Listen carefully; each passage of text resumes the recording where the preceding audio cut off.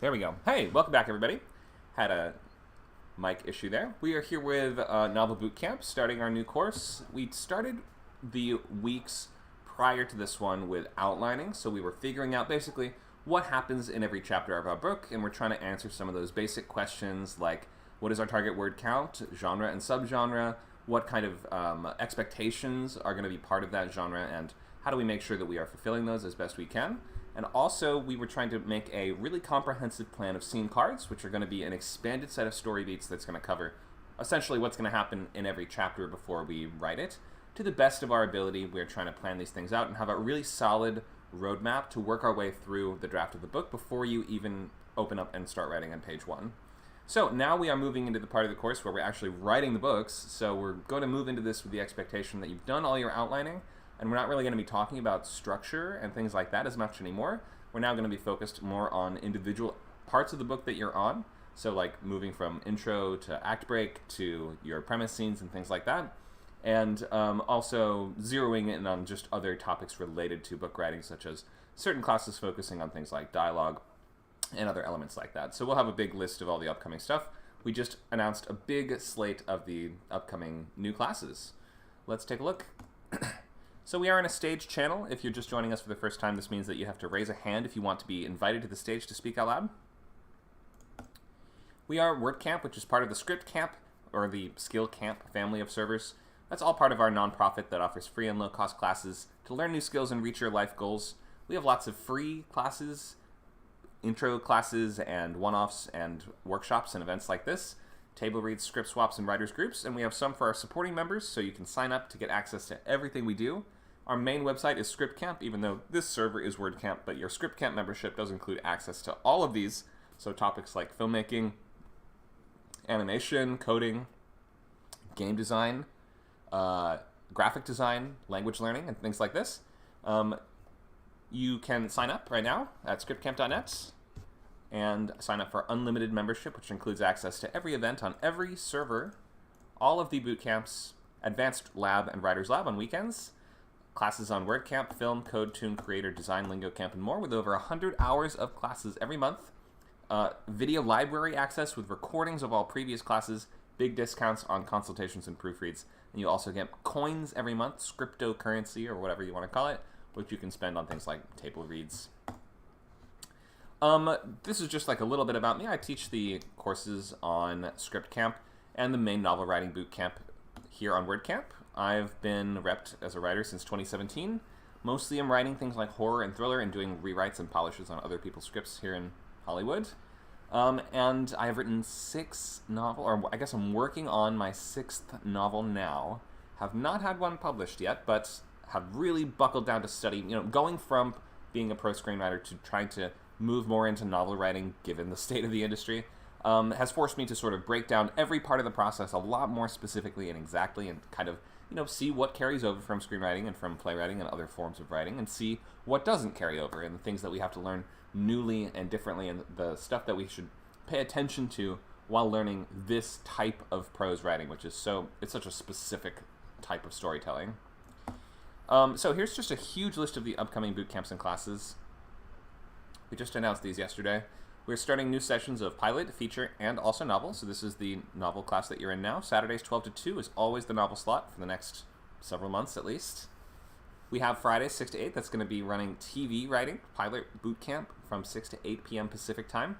Features is going to be Sundays, new time, 11 a.m. to 1 p.m. Pacific time. So that's an hour later than the time slot has been previously. So do note that is different from before. But in any case, we're starting that one on the 9th. And we're going from what makes a great script right into a logline workshop on the 16th. Those are both free and public to everybody. So bring your feature loglines for review and to get some thoughts on, and feedback on the presentation and pitching of those ideas. And then we have plenty of topics that you can see coming up in Novel Bootcamp, starting on just first pages next week on the 15th. Looking at everything from point of view, emotional impact, heroes, villains, and sidekicks, dialogue, subplots, character arcs, set pieces, tone and genre, plot twists, mystery, suspense, escalation, revising and editing. We have so many weeks of Novel Bootcamp coming up, and by the end of this time, you will have a full, complete book sometime in, what does that look like? Mid-September. So it takes a long time to write a book, but these few months, if you are following along with these milestones and keeping up with your word count goals, then you will have the entire thing finished by then. And it won't be perfect, and that's okay. Nobody's going to write a perfect first draft right out of the gate.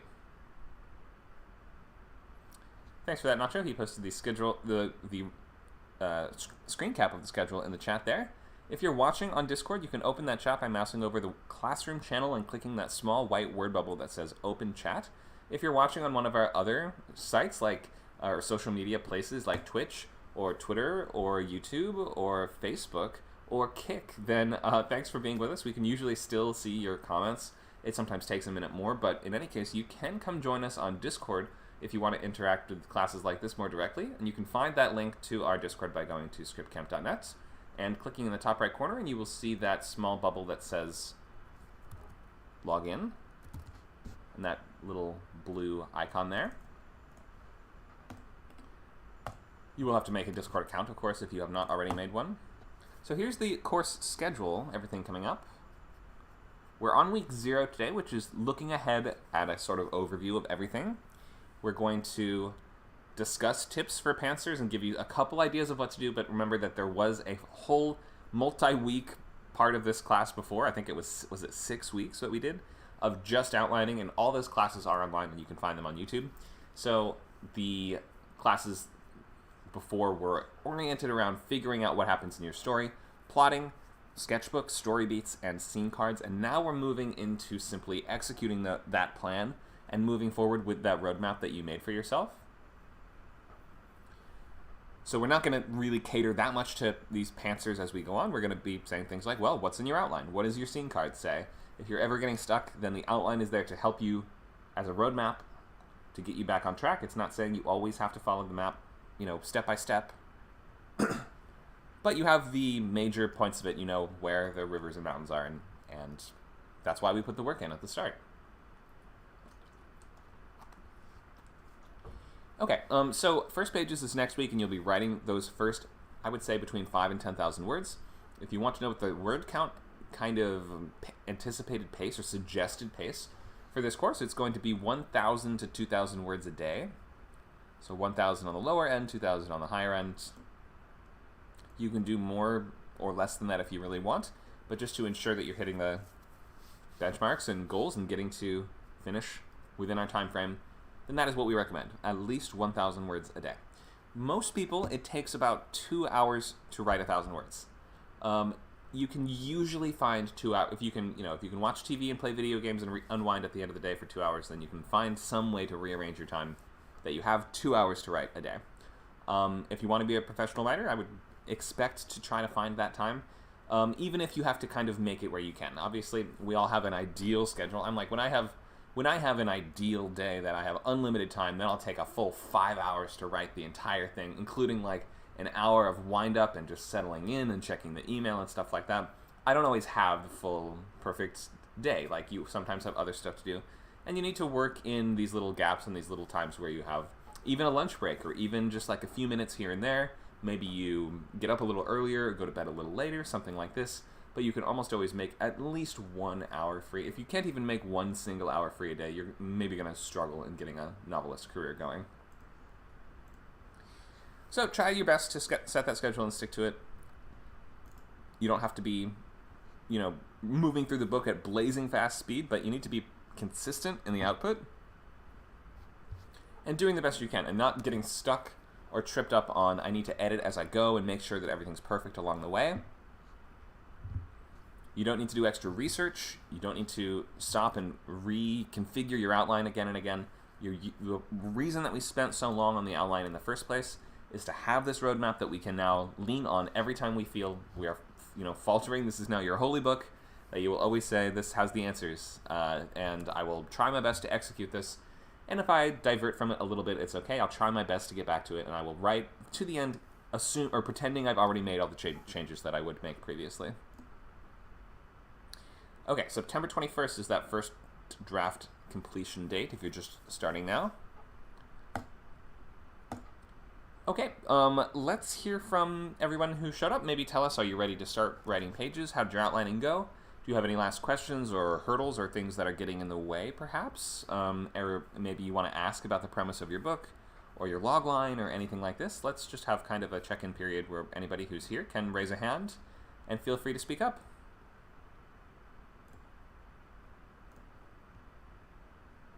Megan, go ahead. Okay, so I'm going to be working on Orange Blues, which I've already started for this particular class as much as possible, trying to keep up with it.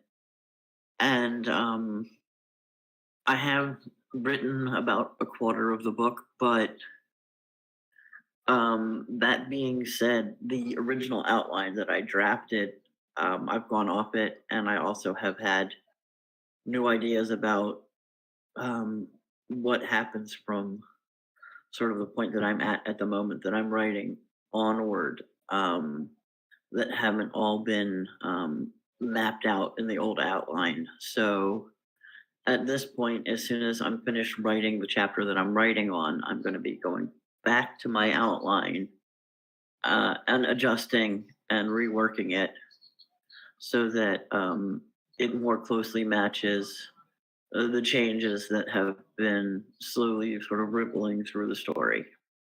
Okay, That's pretty much where I'm the at. outline a little bit makes sense.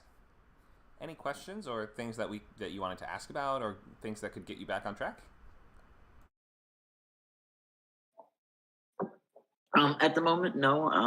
I just want to thank the folks that were helping me earlier today with logline stuff. So this gives me an opportunity to say thank you. No, all right, no problem. Thanks, Megan. Becky, go ahead. I was just gonna give my feedback. If that's okay, if Megan's finished though. Yeah, go for it. You mean your update, or you're going to tell us about your book that you're starting, or anything like that? Yeah, so it's because I was working on 2 books because what's happened. I'm just gonna focus on the Golden Egg one because that's the one that I've got the main deadline with for like the publishing people. But I'm waiting for a talk with my editor. I don't know if it's just because I'm sensitive to it at the moment, but obviously it's middle grade. And at the moment, the ending is about dealing with grief. And I don't know if it's just because I'm sensitive, but at the moment that I'm doubting whether I want the protagonist ghost sister to go at the end or not. You know, it could just be the way I'm feeling, or it could actually be that because it's middle grade, and so it's really hard to say. Here's a character that you get to know all the way through the book. Oh, by the way, she's going to leave at the end. It also feels fitting. For a while, I read, like when I was in middle school, I read tons of books that only had really depressing endings. So I think this was more popular in the past. Like dog books, especially dog books, would almost always have this expectation of, oh no, the dog will die at the end. Yeah, I mean, I would do it. I believe in positivity when it comes to kids, especially these days with what kids go through in their day-to-day life. Like, I believe in that, and so I do it in a very. I had it in mind. So basically, she's a ghost.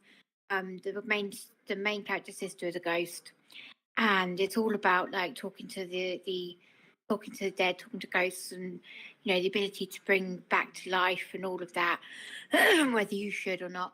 But under the surface, it's about dealing with knowing someone's going to die. Really, it's that kind of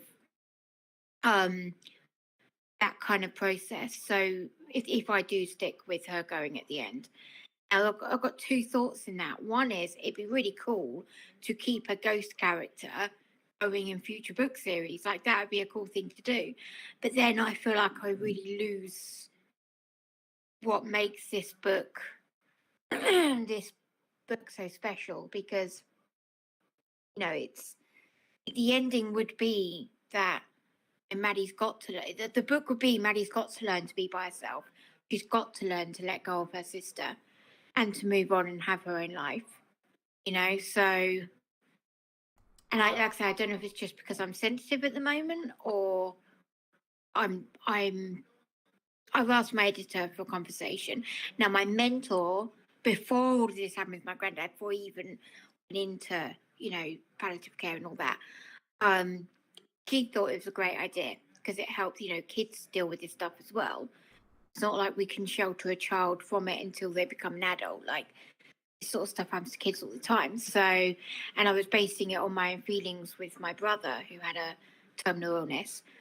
So, like, she was really for it. So I think it might just be that I'm sensitive, but this is going to be a hard book to write now. Yeah, it's a tricky spot to be in because there's like, we read books to enjoy them, and then if you're writing an ending that is deliberately going to bum the audience out, then it invites the question: at what point have you gone too far? And now they can't even enjoy. Like, are they ever going to read it again now? Especially with kids, you want them reading the books again and again. But has any kid ever read Where the Red Fern Grows again in their entire life? I don't think so. I don't want it to feel like Bridges to Terabithia, where it's really depressing. I want it to feel more like, there's a bright light and she's obviously gone to a better place, and it's a really positive thing rather than a negative thing. It's very tough here. I have maybe two thoughts. One is that if like it's harder for a younger audience to take that kind of bittersweet nuance in all at once, because if they're crying, they're crying. Like, you're either crying or you're not. If you're crying, it's hard to say. It's hard for a kid to say, but I liked it anyway because I learned and grew from it. Like, you know what I mean? Like, if you're sad, you're sad. So there is that. Like, you can even see sort of like, let's look at Annie, in the musical. Yeah. Do you remember the ending of Annie? No, spoil it for me. Okay, I'll spoil Annie for everybody. So Annie is sort of a wish fulfillment type orphan story, right? It's like one of the classic ones where Annie's a little girl that lives in an orphanage and then ends up getting, for like a publicity stunt, ends up getting adopted by a millionaire. And then she has like a lot of fun, like bonds with the millionaire and his family. And then at the end, it seems like that they're maybe going to get taken away from him and forced to go back to the orphanage to live with the mean orphanage lady. But then the president steps in and is like, just kidding, you can live with the millionaire, and so can all your friends. And they're like, yay, and then they all live in happiness and riches forever. In my mind, that is kind of erring on the side of wish fulfillment over the side of, well, but that wouldn't happen in real life, right? Because you might see it as, we should probably be, if you're speaking to kids that are poor and that are like, what if I got to be rich magically out of the blue? Well, obviously that wouldn't really happen in real life for the most part, and this story is sort of saying that's okay. You can just revel in imagining what if it did. It doesn't have that snap back to, real life consequences crashing down kind of moment that you might think a modern version of that would have. It's sort of just like, well, maybe this never happens in real life, but so what? It happened here. You know what I mean? So like, to some extent, you have a world where ghosts can come back, and they only have to leave because you said they did, right? You could just as easily say, no, they don't. And that's the other thing I was thinking, that, could have it that she learns to live without Olivia, meaning Olivia gets to rest a lot more. Olivia's still there. Yeah, maybe then she can come back every few years or something. Like, you could look at it that way. That would almost be an equivalent to, you can visit the graveyard and sort of see them again, right? Like, she can come back in some sort of more limited way. It's just whether... It's really hard because it's like, what message am I giving to kids? No, because I don't want... Not sure. That is really difficult. Well, I'm not sure. I guess to some extent you could say that, like, maybe if there's like some place that she can go and talk to Olivia from then on, but she doesn't follow her everywhere. You know what I mean? That would kind of be you saying, well, you can always go and like sort of meditate or like connect with people that have passed on in some kind of way, like pray to them or meditate, whatever it is that in your belief system makes sense. You'll always have a way to reconnect. But they aren't. I was thinking about dreams, maybe birds or dreams. Dreams is good. My granddad believes in birds. Believes in like the crows are the messengers to the afterlife. because he said, you know, when you see crows, no, that's me following you. So my husband believes as well. Whereas I believe in dreams, and I did see both of them the night he died in my dreams. And I believe that's the connection, is dreams. So That's a good answer. like you say, it's a form of meditation. I feel like dreams is probably more solid for kids than birds. Yeah, I would Especially agree. as crows aren't universal. I mean, I don't know whether you guys have crows in America, but like they're not in every country. We got them. Yeah. I would. Okay. I think We that's a have good. them That's a here. good sort of middle ground. You want to sort of have your cake and eat it too, to some extent, because that's the fantasy. If we're in a fantasy world, you can do whatever you want, right? So if you have a loved one that died, but you can see them in your dreams, that works in your fantasy, but it also acts as a kind of metaphor for what's going on. So I think that that lesson does carry over to real life. Okay. So maybe that's Yeah. it. And also, it's a pretty cool fantasy to imagine I can see my dead loved ones in my dreams and talk to them whenever I want. That still is like that would still be wish fulfillment to an extent, I think. And it does happen. You know, there are a lot of people who do have that and have dreams where they talk to them. And I genuinely believe that's them come to see us, but it doesn't have to be. You know, it just is your way of processing it, you know. So yeah. Cool. So, Yeah, that seems works. like Because I was really kind of like, I want it to be hopeful, because I still want them to read like the next in the series.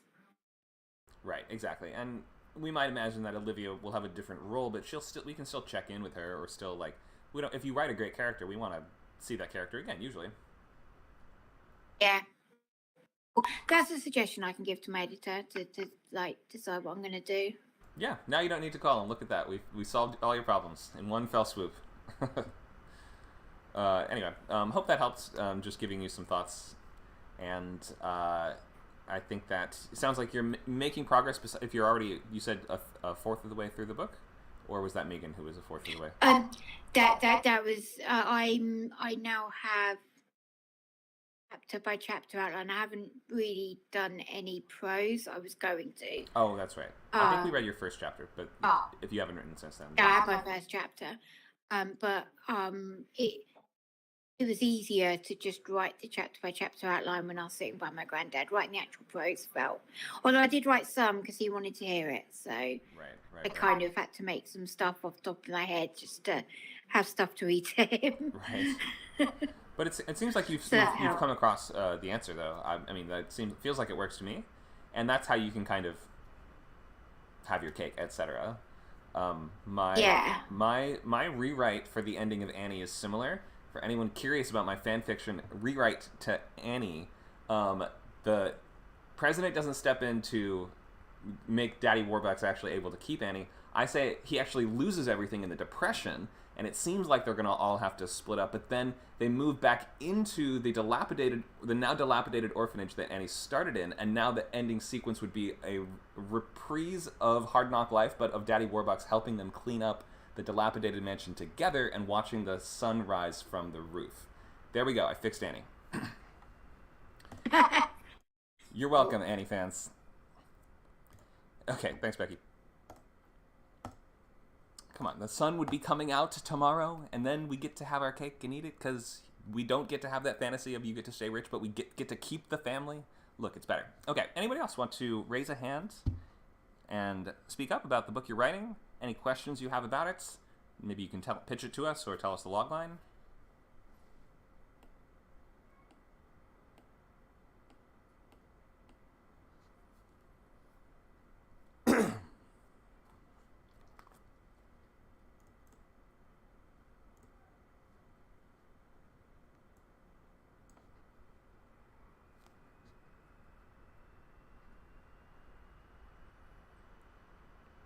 You guys all right working on novel projects? If you're here, please speak up. Let us know.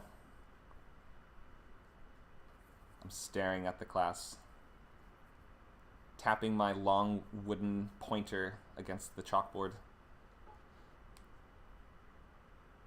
Luke, okay, thank you. I'll fill some dead air with my novel projects. Great.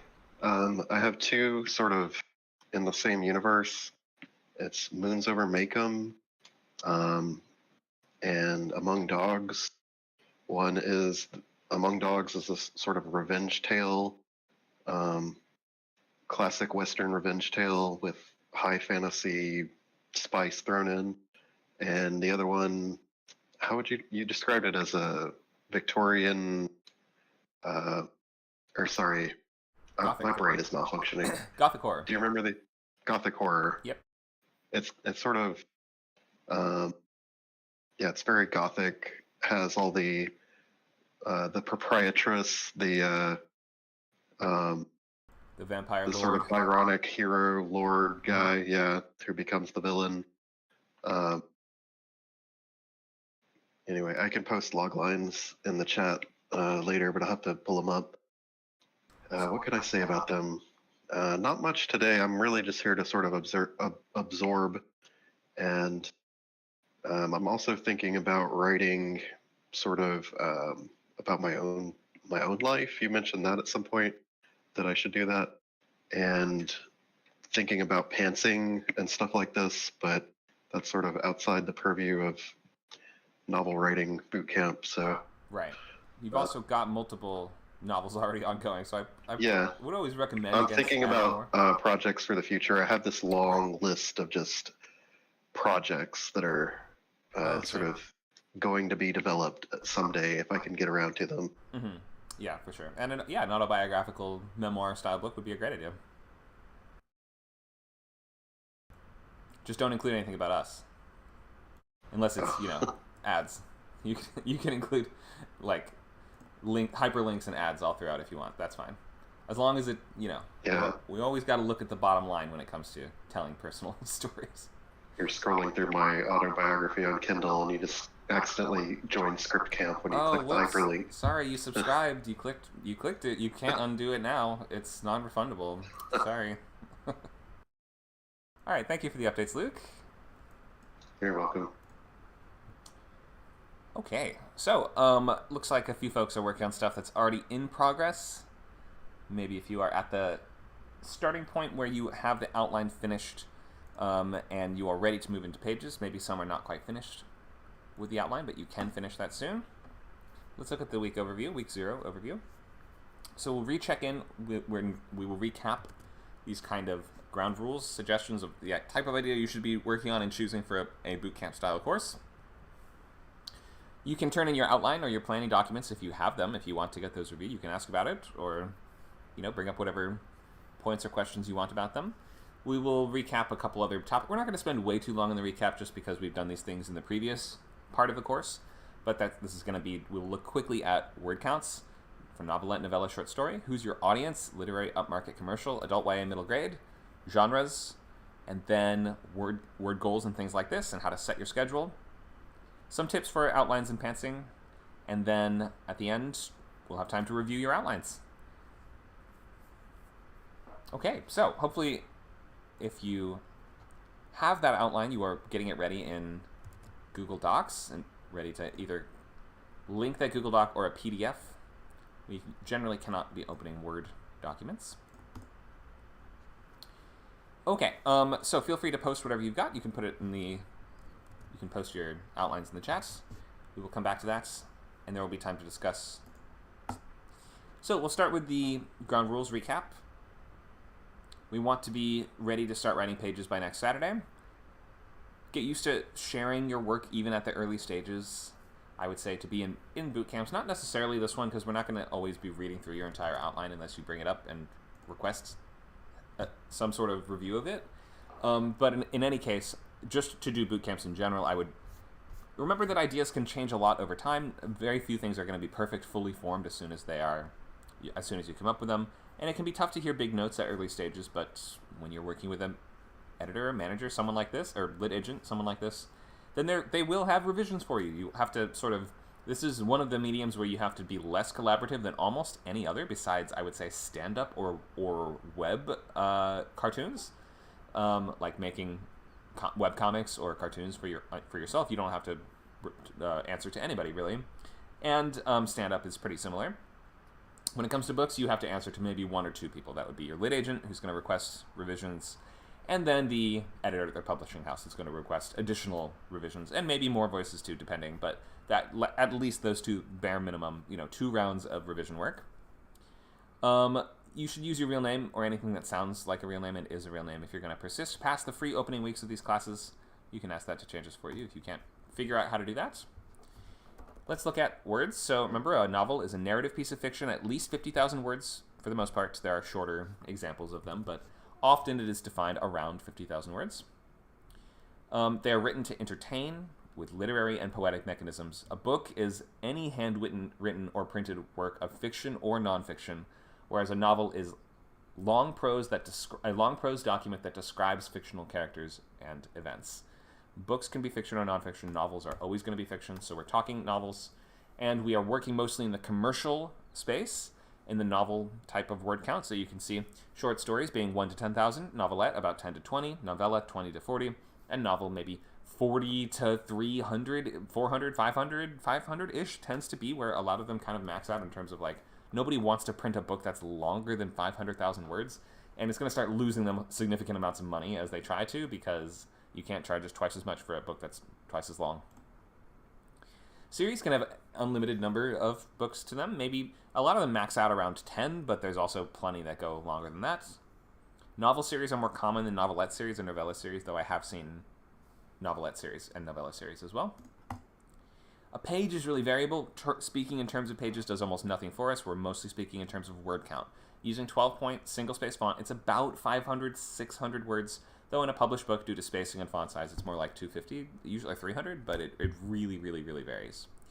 Unlike movie and TV, books are not usually meant to be read in one single sitting. The chapters, they really provide us that nice organic stopping point that tells us it's okay to stop here for the moment and then pick up later. You don't have to have chapters if you don't want to, but they're a practical way to break up that book and create that sense of overall structure and a way to give the reader a natural just break as they go through.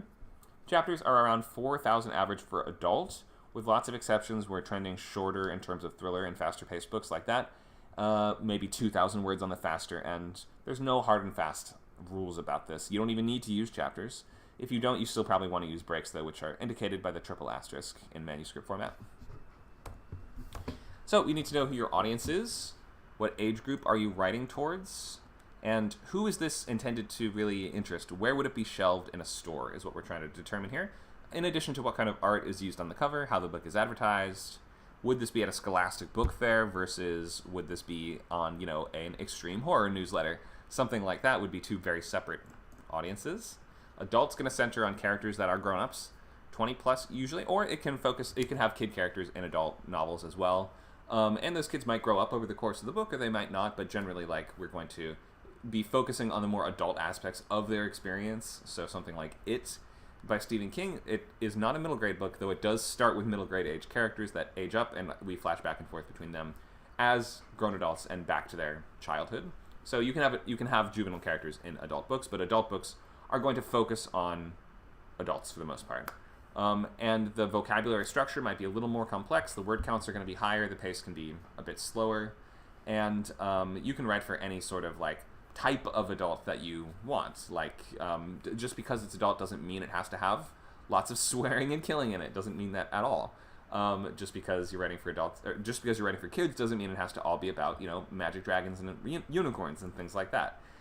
You can write basically any topic in any space with some exceptions. In terms of really lower age groups, you might want to be careful in terms of some subject matter.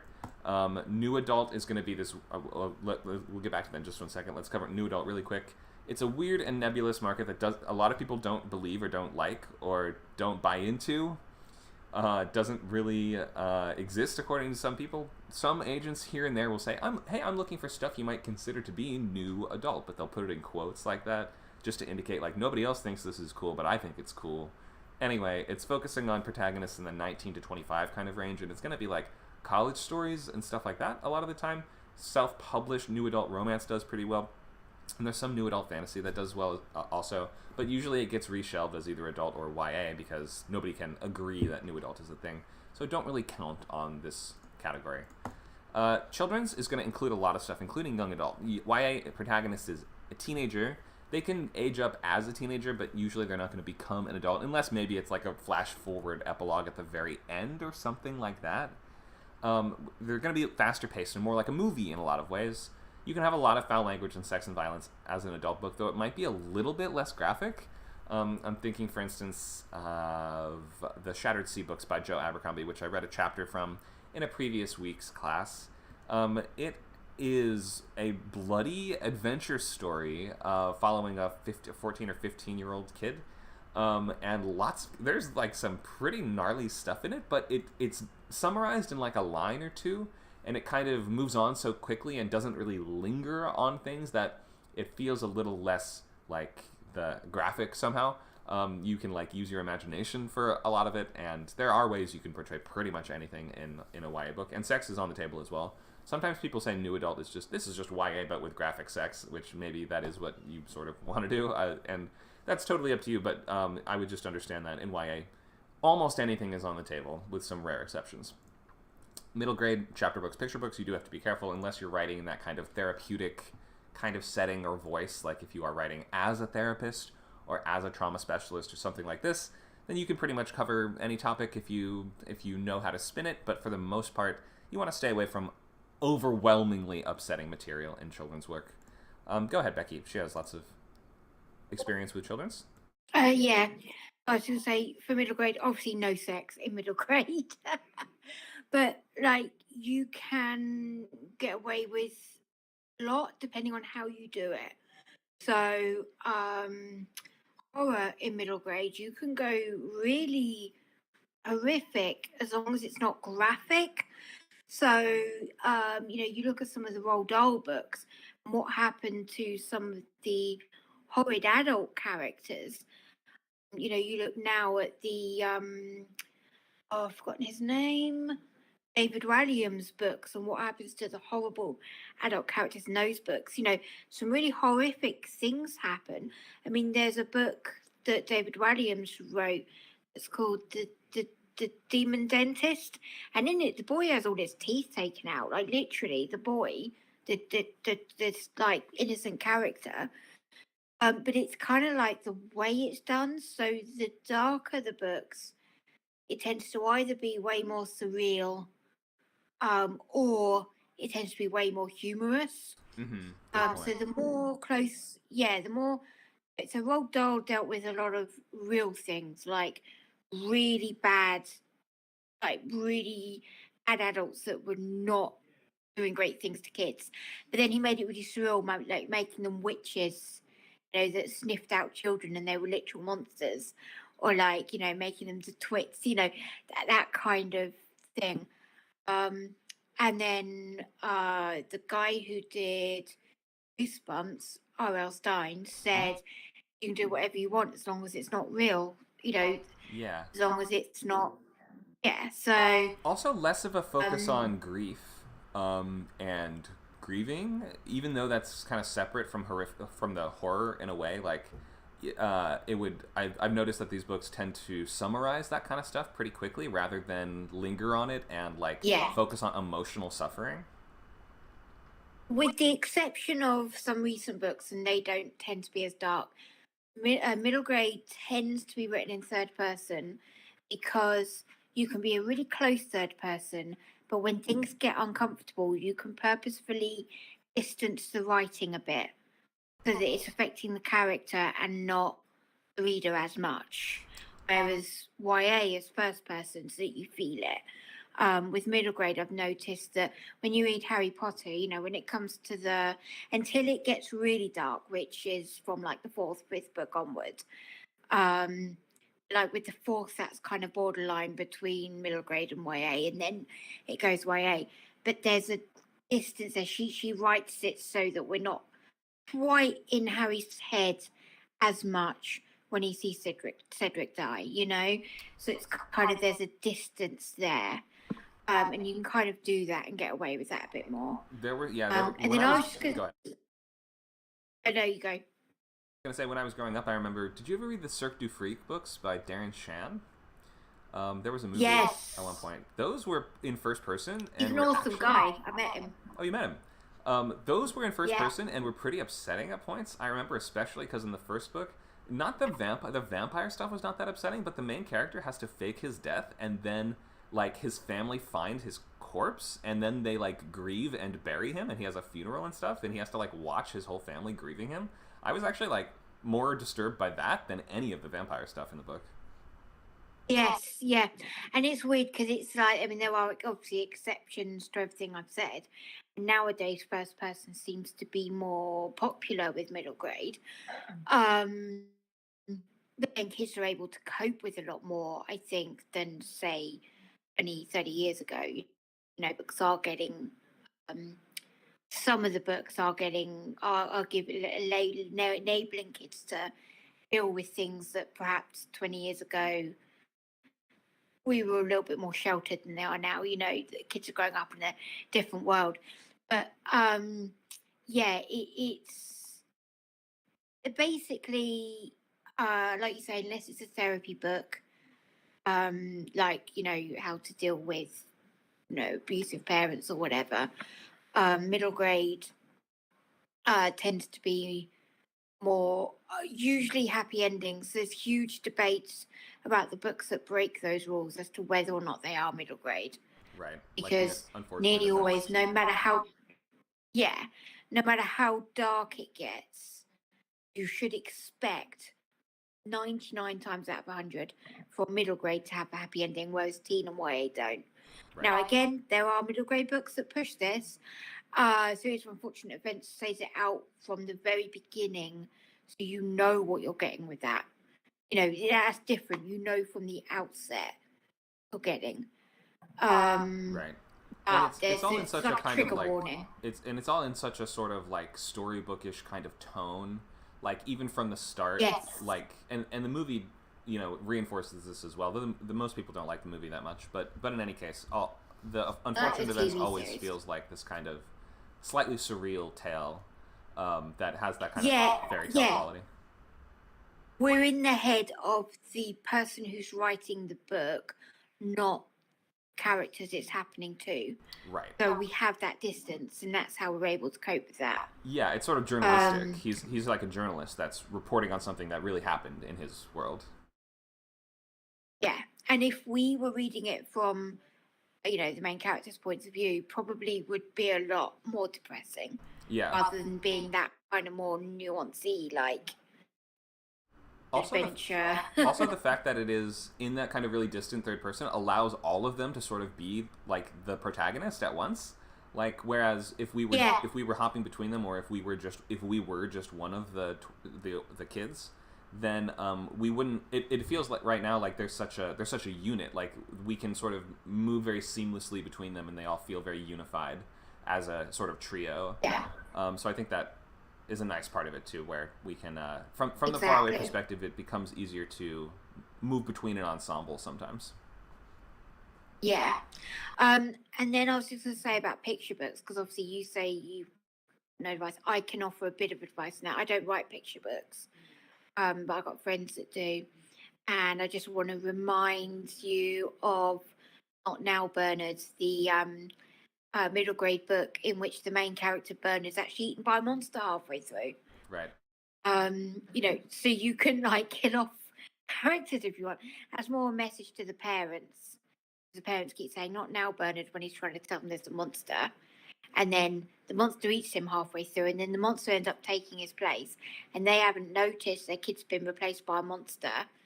Right. And, you know, and he's trying to tell them, and they go, "Not now, Bernard." And he's like, "But I'm a monster." So it's kind of more of the message to the parents. But again, that's middle grade, where the main character is literally eaten by a monster halfway through. Mm-hmm. Yeah. You have more leeway than you think. Yeah. Thanks, Becky. Here's a little more on target market. So you have to just be thinking, what are the concerns of the... you can just stay on stage if you want, Becky, as we're talking about these topics. So I would be thinking of, what does the target market want to read about? Why do so many adult books involve cheating and divorce? Why do so many middle grade books involve first day at school, new school, or moving into a new house? Because those are big formative experiences for those age groups. Any type of subject matter can be explored in different target markets. There are YA books about the Holocaust. There's adult books about going on first dates. You should take into account what the sort of like areas of interest or the topics of interest and the sort of types of experiences of your target market, and take the presentation of your story accordingly. So we're talking commercial fiction mostly in this course. There are other types as well. They are literary and upmarket are going to be the ends of the spectrum. The spectrum is on a scale from commercial all the way to literary, with upmarket in between. So as for me, I'm personally writing SFF, horror, and historical, so sci-fi, fantasy, and historicals in the commercial space. So that's books with a broad appeal and the potential to sell lots of copies, written in a way and style that's supposed to be accessible to as many people as possible and likely to be enjoyed by the average reader, whatever that sort of means. Examples of commercial authors are your Dan Brown, your J.K. Rowling, your Stephen King. If you go into the Barnes & Noble or into the grocery store, the books that you mostly find there are going to be in the commercial space. They are, at least the ones in the big front and center shelf displays. There are still literary books that do very well and things like that. But in any case, these are going to usually fall into clear-cut subgenres like mystery, horror, romance, fantasy, sci-fi, contemporary, coming of age, things like that. And then on the other end of the spectrum, we have literary, which tends to be more, we will put this in quotes, but sophisticated, or they're going to be a bit more experimental in the prose, or the goal might be to advance the medium and to rethink what we can do with books, or to make some kind of change in the world or culture, or to simply stun readers with their prose. That's going to be your David Foster Wallace, your Barbara Kingsolver, your Cormac McCarthy. There's going to be some in-between space as well. That's going to be authors like your Margaret Atwood that are usually writing kind of more commercial-style premises but with literary-style voices. And there's going to be that bleed-through that you can find there. And they're going to be trending on the side of slower-paced, advanced vocabulary, poetic and flowery language, and literary, with longer and more complex sentences, or even the expectation that you'll be sort of stretching our perception of what a sentence could be or what a sentence could look like. You're going to be doing new stuff with language. Trying out new writing styles, using stories that are mostly character-driven, not really driven by external events, and are largely internal, complex themes, highly original or intellectual ideas, and not really simple, less than happy endings sort of stuff. A lot of literary books are just going to have a plot that's kind of like two couples at a barbecue talk about stuff, and then we sort of drift in and out of their memories and experiences and their sensory perception and their thoughts, and they're imagining the future. Like, you can have a whole novel that's nothing but a guy making a cake, and then sort of stuff in the room inspires him to talk about different topics or something like that. Like, you really don't even necessarily need a super traditional logline that is going to act as that selling point for the story. These are not really high concept stories with a high reliance on concept to sell or communicate the central premise. Literary fiction is going to be more execution dependent, and it is sort of you saying, hey, the premise is not necessarily the point of why you're reading this. You're reading this because of the ideas in it and because of the language in it. So ideas and language are the focus of literary fiction. There can still be cool stuff happening in literary fiction books. Like, it's not to say nothing cool or interesting can happen in the book, but just that's not where the attention and the focus is. And there are some authors that kind of stride that line between literary and more commercial, like Kazuo Ishiguro or authors like that. Okay, let's look at a recap on genres. So some genres have stricter rules than others. There are certain expectations that are built into genres, because what are genres if not a combination of expectations, tropes, and general indefinable vibes that a story exudes. So a genre is just a collection of things that we expect and that the audience will want to see, because how do we know what we're going to pick out of the store unless we can sort of start to categorize, well, I like that kind of stuff, or I like that emotional experience, or I like that style of storytelling. If you're picking nothing but Brad Thor novels with pictures of submarines and helicopters on the cover, then you know the exact sort of story that you are going in for, that you are going to get, and that audience has expectations of this type of stuff that they want to see. So I would be thinking of this very early on. Where would your book sort of fit on a shelf? Who would be reading it, and like, what would the cover look like? It's kind of like the poster thing with a movie, right? What would be on the poster? Because that you don't have to think of the cover of the book as an illustration of exactly what happens in the book, but it's more like it's more like an advertisement for the book than anything else. So be thinking, how do you want to draw in your target audience with that front cover? Like, would this be the kind of book with a girl holding a sword standing in front of a dragon on the front? Or is this going to be more of a literary fantasy focused on language and ideas, in which case Girl with Sword is probably not the right idea. That's going to draw the wrong audience for you. You want probably something a little more abstract and artistic, like what is the cover of The Buried Giant by Ishiguro? It's like a very artistically drawn tree with roots coming off of it, right? So there's not a character front and center. That is very commercially oriented. That the cover that looks like a movie poster with a character up front, or even like a real picture of a person up front, that's going to be in your commercial space for the most part. And if we're doing something like biography, or something with a biographical element, like a picture of that real person up and on the center is obviously a common way to conceive of that. But if you're writing a biographical story that has a different spin or different approach, you might think, well, what would be on my cover? My Abraham Lincoln book isn't about the Civil War. It's focused entirely on his relationship with his, gardener, whatever it is. Like, it's based entirely on his love of biscuits. Then you want to have a completely different cover that sells the idea of that story a little differently. Okay, I see a question from Naomi in the chat. Can we find these slides on a website or something to review later? Sure, we can link this in the chat. And also, this is streaming live on YouTube, Facebook, Twitch, Twitter, Kick, and here on Discord, so you can watch back this recording on any of those different places.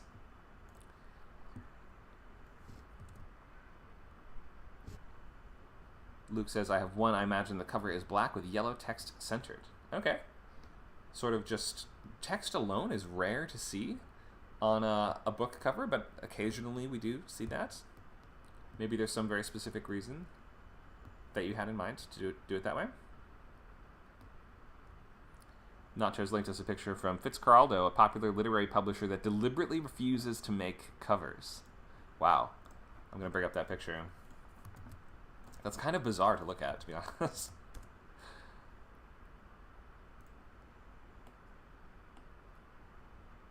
I probably wouldn't even pick these up. These don't even look exciting.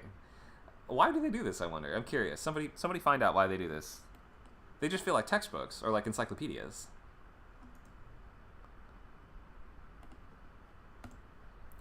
Maybe they feel it cheapens it somehow. Go ahead, Nacho. I mean, I think one thing is just the cost of making the covers, right? Like that's like a great book cover, it's, thousands of dollars, maybe, that could go to the writer, right? That's true. And then also I think they've created a brand for themselves to where they don't need it anymore. Like you know what you're getting. You see those, people who are into those kind of books, Yeah, I do see that one of them on the picture you linked us does say winner of the Nobel Prize in Literature on the cover, which is kind of an advertisement of its own, even though it's not a picture advertisement. Let's not, minimize the work involved in just arranging the font on the page. They probably do spend some time on that, Yeah, that's true. It looks nice. Very clear and readable. And of course, if you won the Nobel Prize, you can usually, you can cite that on your cover. I'm just trying to get the cover for it. There's a cover for a book called Gone. Now, they did change the cover so that it did have background people in, but the first one was just a black cover. Here it is. Yeah, it's just a black cover with a yellow writing. Here you go. I'm going to put it in the chat. It's by Michael Grant, and it was a YA book. Really loved this series.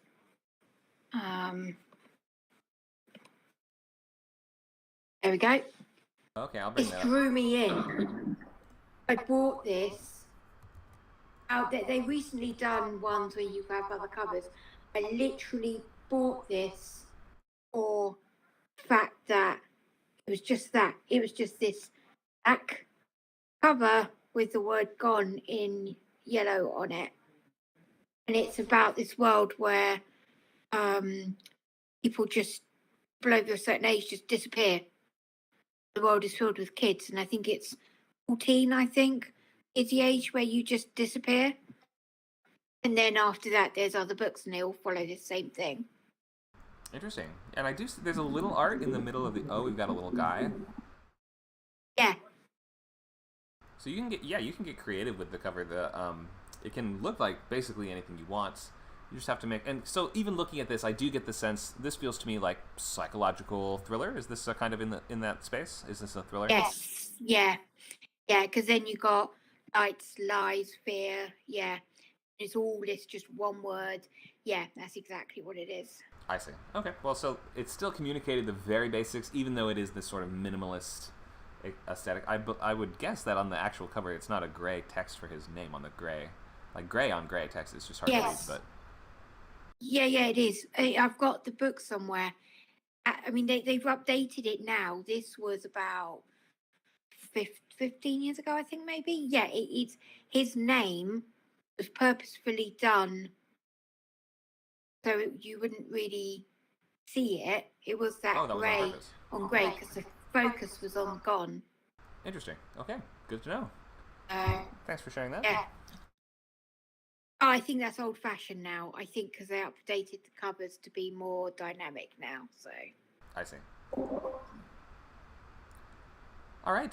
So, let's look at genre expectations. You have to think of what are the expectations for the genre that you're writing in. Here's some different covers of different books within the same genre. We have literary, upmarket, commercial, YA, all in the sort of post-apocalyptic, dystopian sort of space here. And you can already start to sort of see which of these would appeal to sort of different kinds of audiences. I guess a little bit of an anomaly here is that the commercial one doesn't have a character in the front and the literary one does.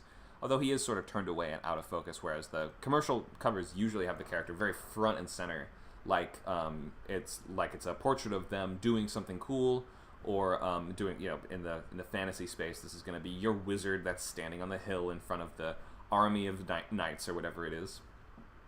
So I think it had a different title originally, and they changed it after the movie came out to try to get a more commercial audience, maybe. Which one? The Road. The Road. The Road. Okay, that's interesting. There was a different title before. No, a different cover. Oh, different cover. Because right, tying it, to go after maybe people who've seen the movie you see or it. something. That's actually the motion picture sticker on the front there. I hate when they do that. Let's look up the original. Yeah, original was just kind of like a... Wow, it's really just nothing at all, is it? There's a couple different ones. Just put Cormac McCarthy's name real big and you can sell it. Brown on brown yet again. But still this one has a sticker right there. Oh no, that sticker says winner of the Pulitzer Prize. I'm more okay with that sticker, or that fake sticker.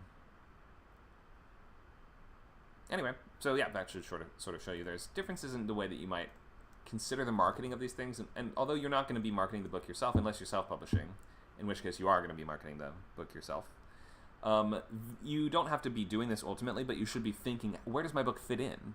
How does it, how much am I going to emphasize the character or the sort of fun of this premise, the commercial high concept appeal, as opposed to how much do I want this to feel as if it would be a literary exploration of the deepest, aspects of the human condition. Here's a good example in terms of Westerns. The commercial one just straight up looks like a movie or TV show poster.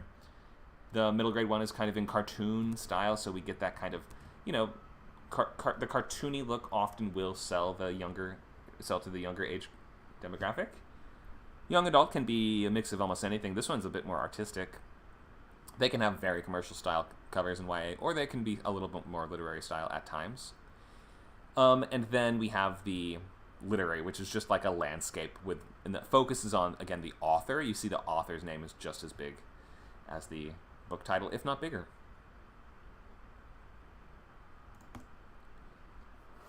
Fantasy markets, literary, upmarkets, commercial, middle grades, commercial adult, of course. Romance, again with the landscape. We love our landscapes when it comes to literary covers. Sort of saying that this is going to be a contemplative story that's going to give you the sense of staring out at the ocean or staring out at the sunset or something like this.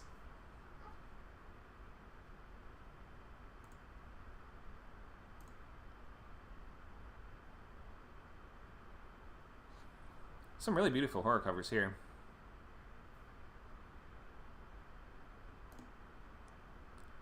Crime and mystery. These are all pretty much the same. I've noticed the slight difference being that in the middle grade space, you see we do have a little bit of that cartoony feel to it, and also if it's part of a longer series, which Mystery is almost always a long series, then we have this kind of like branding type sticker plaque kind of thing at the top. You know, what is this? A Murder Most Unladylike looks like that series. Yeah, it's a really popular British murder mystery that started the British murder mystery trade and the murder mystery thing in middle grade in the UK.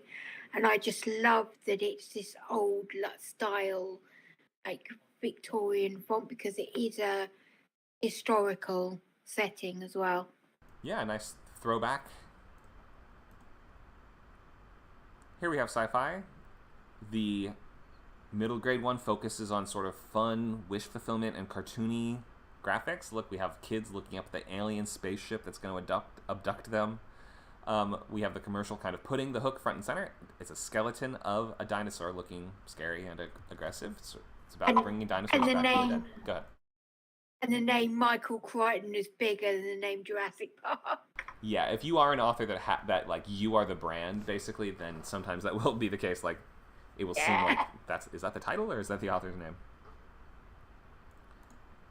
Okay, let's think of some. You know what? Actually, instead of thinking of a bunch of genre expectations, let's grab a book and read the back and talk about the expectations in the book that we have. So I'm going to reach off the shelf and pick one up, and I will ask questions like,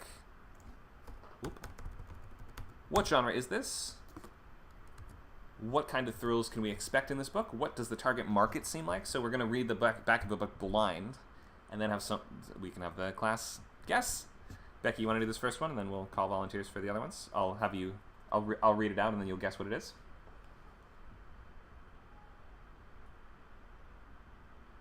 Sure. Okay, sounds good. Here we go. I'm going to read the back of this book here. Okay. When Mouse's dad asks her to clean out her dead grandmother's house, she says yes. After all, how bad could it be? Answer, pretty bad. Grandma was a hoarder, and her house is packed to the gills with useless garbage.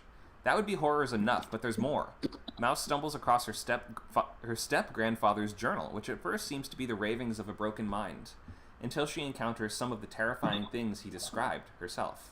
Alone in the woods with her dog, Mouse has to confront a series of impossible terrors, because sometimes the things that go bump in the night are real, and they're looking for you. And if she doesn't face them head on, she might not survive to tell the tale. All right, what genre are we in? It sounds a name like Mouse. That does make me think. I've not heard of it before, but middle grade YA, it feels adventurous. Okay, it feels adventurous. The diary. Go ahead. Yeah, the diary made me think of that. No idea. But I feel like it's. It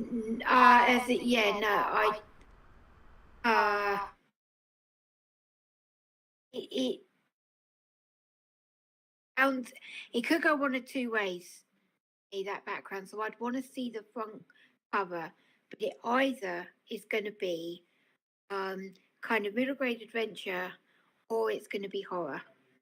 Okay, so this is definitely this is a horror book. I mean, you read and write some very dark kid stuff. This is adult horror that we're reading here. Okay, adult horror. Yeah. Do you see that kind of concept? That kind of concept with that background could easily be middle grade horror if you That's true. did it in a different way. Mm-hmm. And how it was the mention of the grandparents. Right, that's true. Often kids sort of scary stories do often start with them connecting with some kind of adult that is, or like having some kind of caretaker or guardian that gets them into the trouble, or that like draws them into that supernatural world. But so how do we, like, what are the clues that it's horror? She has to confront a series of impossible terrors. Well, that's only going to be a horror premise for the most part. Like, impossible terrors, that tells us that we're dealing with scary stuff that shouldn't be possible to happen, right? So fantastical horror things. The ravings of a broken mind, that would be horror enough, but there's more. Like these little things. I'm not sure about the actual age of the main character, but I'm pretty sure she's in her 20s in this book. The book is The Twisted Ones by T. Kingfisher. Here's your cover. No character on it, no cartoon graphics. We have a spooky cabin in the woods. Okay, yeah, now I see it. It's an adult horror. Yep. Right. That's what I mean. Sometimes the back isn't enough. Right. Yeah, so that's why book marketing is, it takes everything into account. Not just the blurb, not just the cover, but the whole package.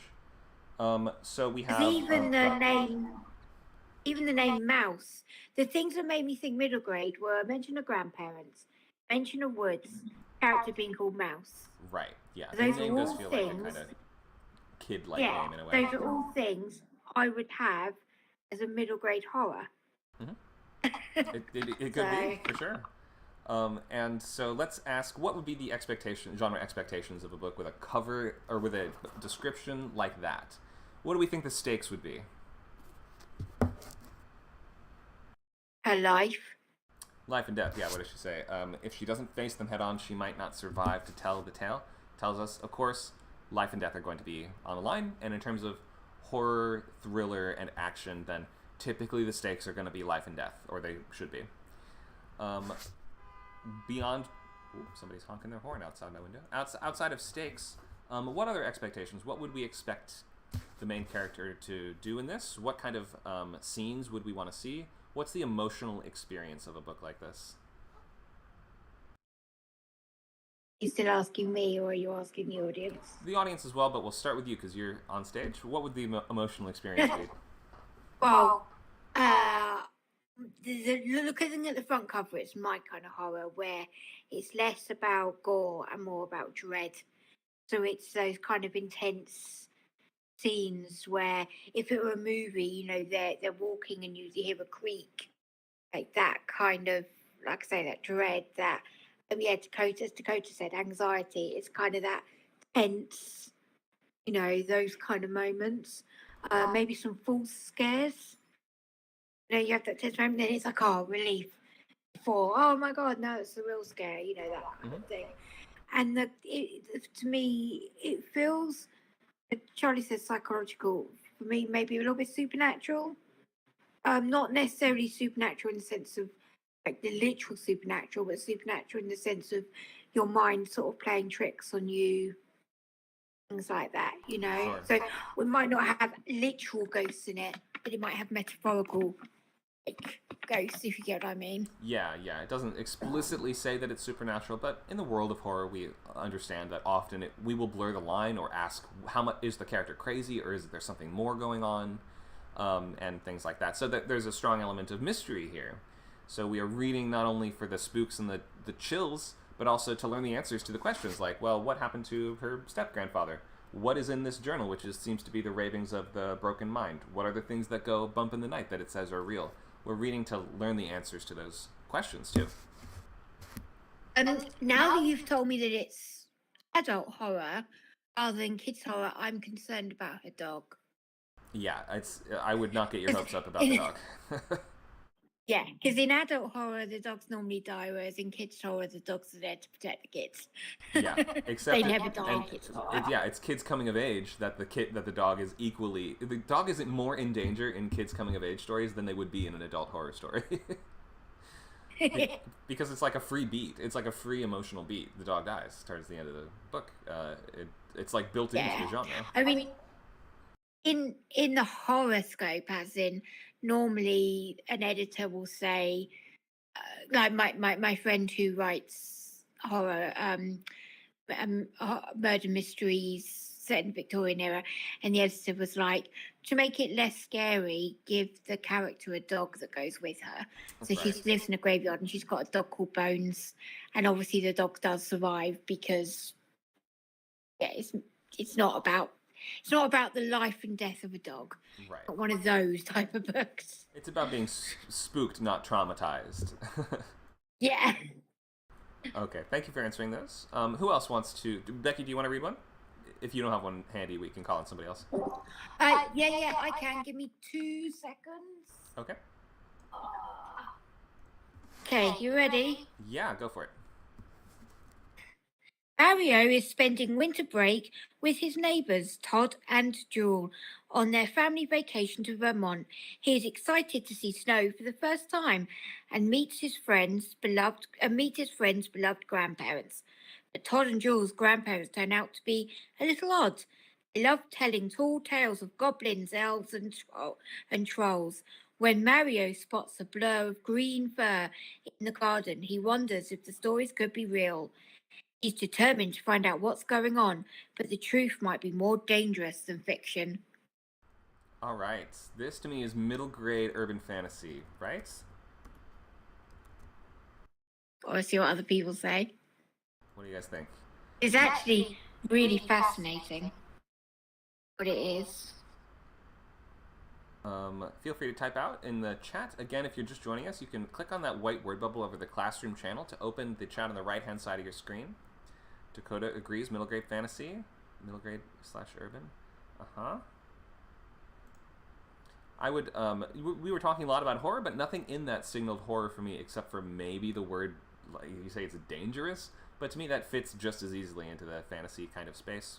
This feels like goblins, elves, and trolls in a modern setting. It almost has to be middle grade urban fantasy. That's my final answer. All right, Becky, what's the truth? That's what surprised me as well, because this is actually R.L. Stein's Goosebumps, but a modern one. It's a Goosebumps, newest really? in the series. Wow. It's a Goosebumps, the newest in the series. And I've read it, and I'm like, I swear that the old Goosebumps was scarier. It does feel, when I read it, this felt more fantasy in the snow and horror. Yeah, it feels like more like it's sort of touching on the wish fulfillment and sense of wonder that comes from these things, not really emphasizing what's scary about them. Whereas the more horror-ish Goosebumps books they more like start from the premise of something scary. Don't Go in the Basement is one of them from when I was a kid that terrified me, and that like the hook is something scary. The hook in that one doesn't seem to be inherently scary. I don't know if people can see it. That's the cover.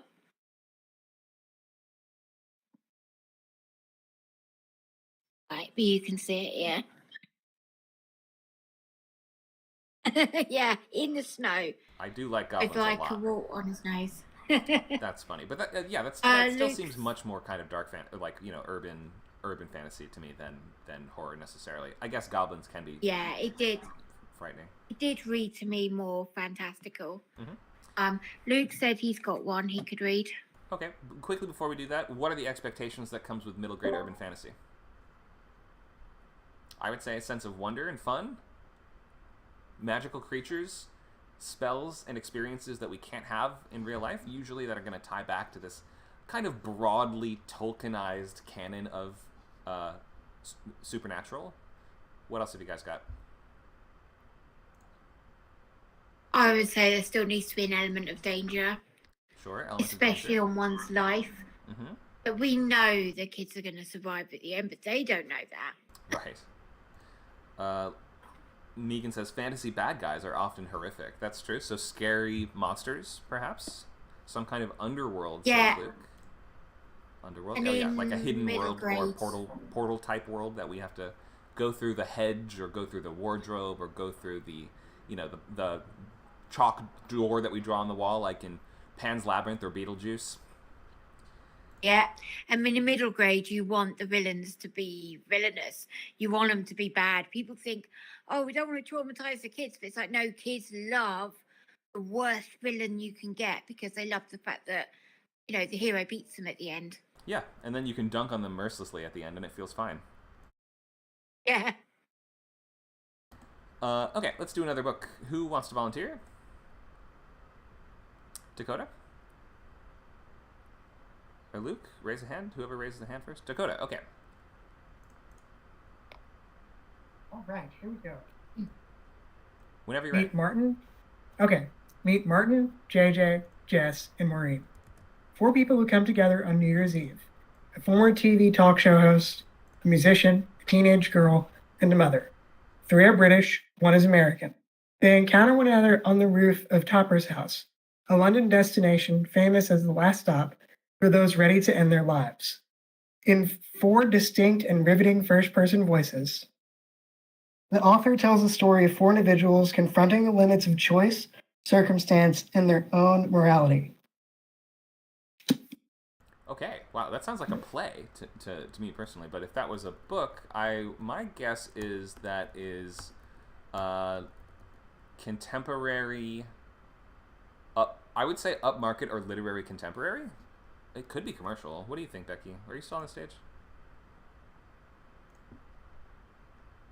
I am sorry, I was momentarily distracted by my dog. You're good. That's okay.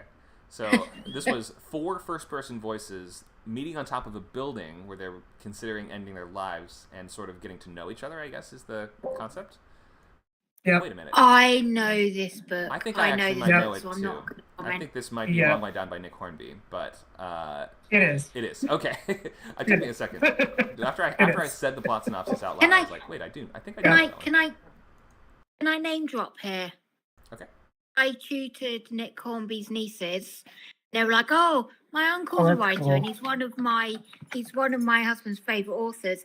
He came round, and the girl introduced me to him, and we were chatting away. And I came home and went, "Oh, I met their uncle today, Nick, lovely guy. He's a writer too." And Paul went, "You met Nick Hornby?" And I'm like, "Hey, yeah, he's a writer as well, lovely guy." He went, "Nick Hornby." Yeah, and he showed me, and I'm like, "Oh, it's the writer you like." Yeah, completely went over my head that it was that Nick Hornby. Right, That's right. awesome. So in That's that case, awesome. In that case, we have he's writing commercial contemporary. Then in that case, Yeah.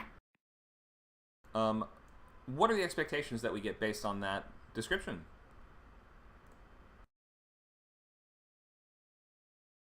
Luke says 4 distinct voices, so 4 points of view. We're gonna have drama, dramatic conflict. Yep. Emotion.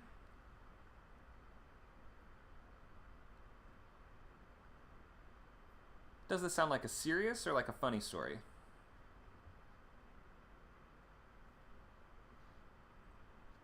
Luke says perhaps involving adults cheating on each other. Yep. Heartbreak. Becky says serious. Yep. Deep personal questions, introspection with occasional comedic elements and melodrama. Yeah, Nick Hornby does kind of write in that dramedy kind of tone where it will be overall a serious story, but still with humorous characters or characters that just are funny here and there. Nacho's got one for us. And then we'll do one from Luke. Go ahead. Okay, this is actually a book I'm reading right now, so I'd be interested to see what you think. Okay. To honor the ruler's birthday, the Free Republic of Aburiria set out to build a tower, a modern wonder of the world that will reach the gates of heaven. But behind this pillar of unity, a battle for control of the Aburirian people rages. Among the contenders, the eponymous wizard, an avatar of folklore and wisdom, the corrupt Christian ministry, and the nefarious global bank. Oh, that's where it ends? Okay. So, Yeah, that's it. that sounds like adult commercial fantasy. Let's see. What do you guys think? Luke thinks Dan Brown. That might be in the kind of religious thriller kind of space, potentially. To me, it sounded like a fictional country, a fictional nation, fictional people. Unless that is a real culture I haven't heard of. Building a tower feels like it could take place in almost any era. So I wasn't quite clear on exactly what era it was. But yeah, adult fantasy is my best guess for this. Either that or maybe a kind of like historically inspired fiction or something along those lines. Anyone else have a guess? Dakota thinks maybe Ken Follett. Okay. Yeah. What is it, Nacho? That's my best guess. It is called Wizard of the Crow Wizard by of the Crow. Ngugi wa Thiong'o. Okay. And what genre is that? I would say literary satire. Literary. Okay. Literary satire. Yeah. hmm Looking at the Political cover, satire. I would not have guessed that there was political satire elements in this. That Yeah. seems to me like you'd have to maybe be versed in the culture that The author's ruler from. is like the dictator Okay. And what culture of is this country. is the author It's like writing I think about? it's a Go ahead. I think it's a fictionalized version of Kenya. The author is from Kenya. Okay. And it's very like, just like a mythological, world, right? Or like there aren't there is magic, but it's like, is it really magic? You know, at least so far, what I've been reading, it seems like it's more like explainable or something. You know. Okay. So what cued me into thinking that it was fantasy, and especially commercial fantasy, was having these. You mentioned the word wizard in the description, so clearly there's a wizard character. There's also this. You mentioned some kind of like evil bank corporation or something like that, and something about that just felt kind of like in the commercial urban fantasy kind of space, like a simplistic villain. I'm guessing now that you have given us the full picture of it, that there's more complex cultural kind of satire that's built into this, that maybe just not being from that culture we weren't able to, or I was not able to fully grasp right off the bat. But I can see how now you might be able to use this fantastical story to allegorize or to satirize or to recontextualize the actual history of an existing country. So that makes sense, and that's where things like the cover would come into play. I mean, we can see that the little bird here actually seems to be dressed in that kind of military dictator kind of style. Which tells us that the book might... Yeah, it's really funny and really good so far. Oh, it's funny too. Mm-hmm. Wouldn't have expected humor from the description. Maybe that comes across more in the book itself, or maybe it's like, is that more sort of in the tone and in the delivery? Well, it's satirizing. It's like making fun of, you know, this kind of dictatorship and like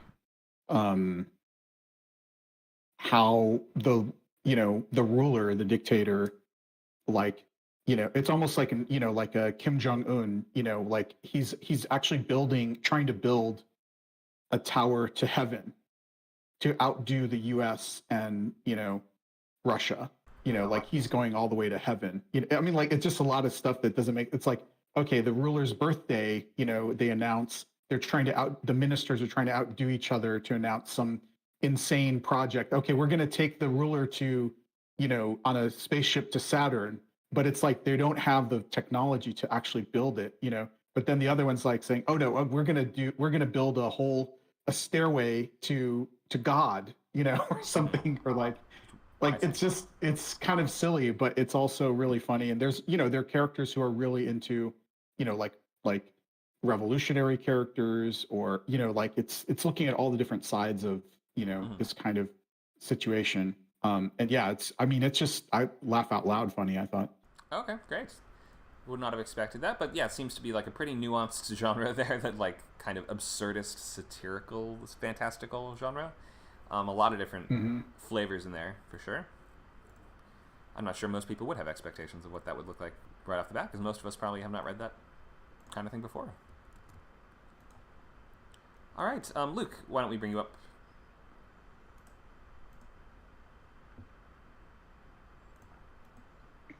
All right. This is way less interesting. Good start. Okay, go for it. It'll never leave the ground. They called themselves the Galileo Club, not a bad name for a group of space-minded young men who had high hopes of putting one of their homemade rocket ships in orbit. But it wasn't until they teamed up with Doc Cargraves that their impossible dream became an incredible reality. Suddenly, the three Earthbound youths and their mentor were hurtling through space, heading for the barren wasteland of the moon, or so they thought. They were totally unaware that the dark crater shadows concealed a threat beyond their wildest imaginings, a threat from which only a miracle could save them. Wow, okay. Well, this is feeling very sci-fi to me. The nightmare beyond their imaginings does feel a little more horror-ish, but that only came into play at the very end. I'm gonna guess this is when it sounded like they were kids, maybe to begin with, but I'm actually guessing that this is this YA sci-fi? YA sci-fi written in the 60s. Oh, it is. Great. Okay, I was right. What book is it? Rocket Ship Galileo by Robert A. Heinlein. Oh, it's a Heinlein and book. The dark threat beyond their wildest imaginings is Russians. Oh, they couldn't imagine Russians? Why not? I don't know. It was a different time. Yeah. It was like, what could they be? Are they troll people? Are they Yetis? No, Russians are just people like us, as it turns out. But in any case, what would be some expectations we have of that book based on that?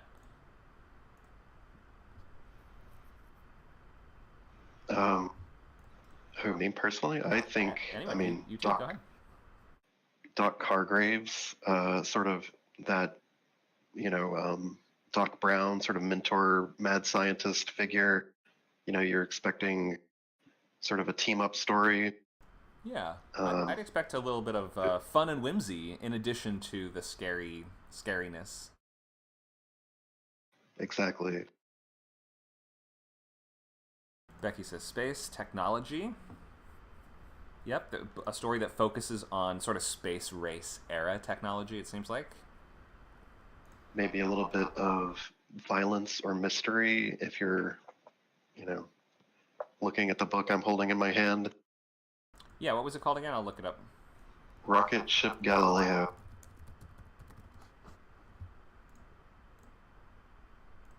Oh wow, this is like classic pulp sci-fi. Look at these covers.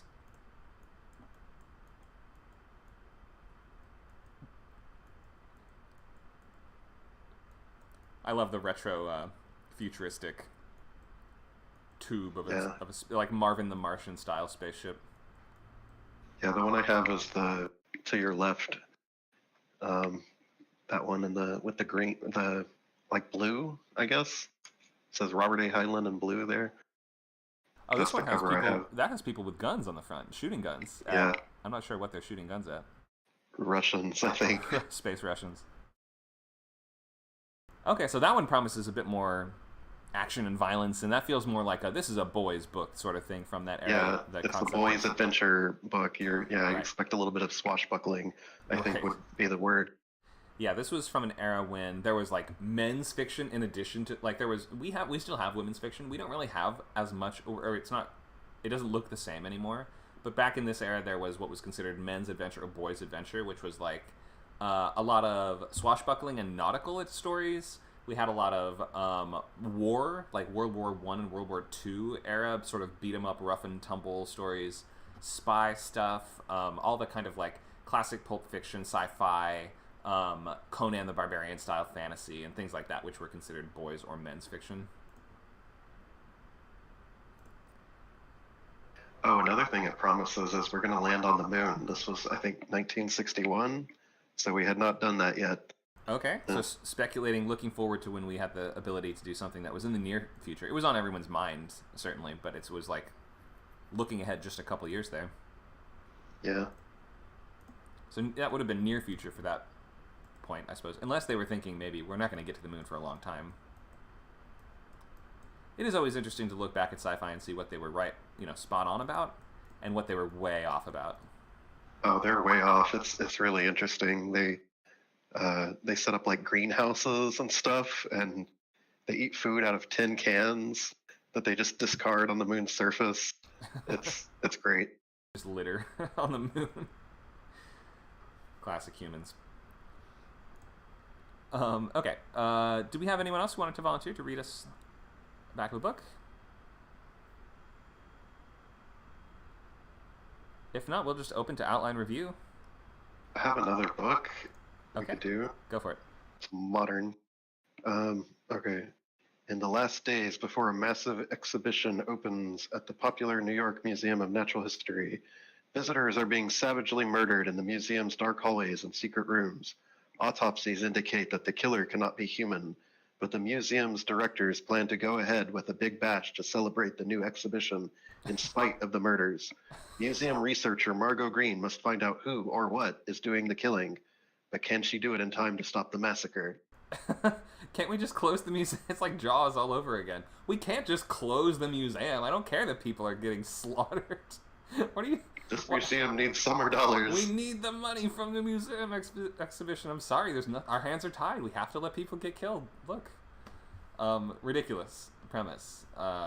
Truly through and through. But that sounds like adult mystery. Yep. Sort of And- slasher, it's a horror, mystery, adult. And what's the book? What do you call it?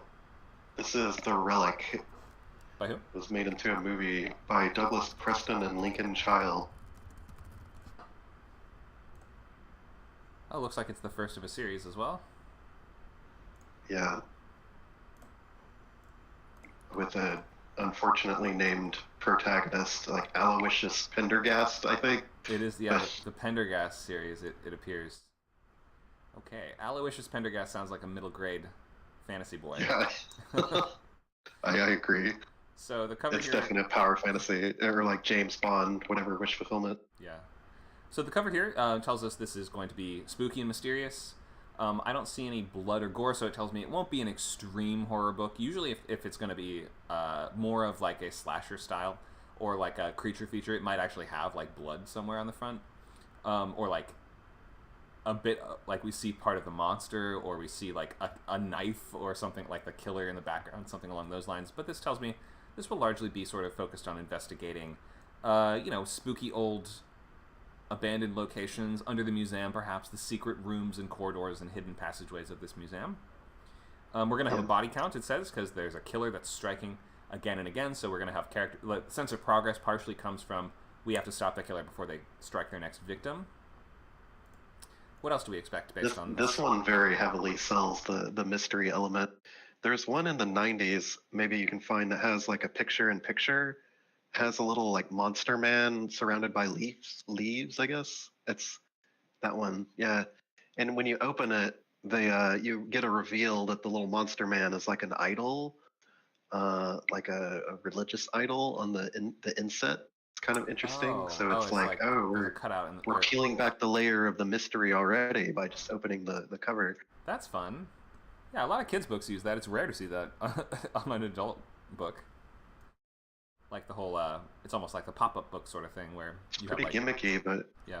I remember it, so it must have worked. Yeah, I like a gimmicky cover now and then. Thanks for sharing this.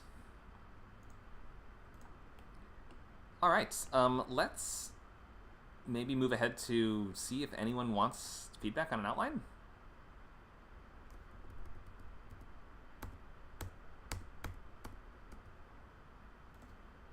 If other people want to go ahead with theirs, obviously, because I know you've given mine a lot of time and work, I've updated mine, but like I say, the other people go first because you always do mine. Just put it up there in case no one else wants to. Sounds good. Thank you, Becky. Anyone else?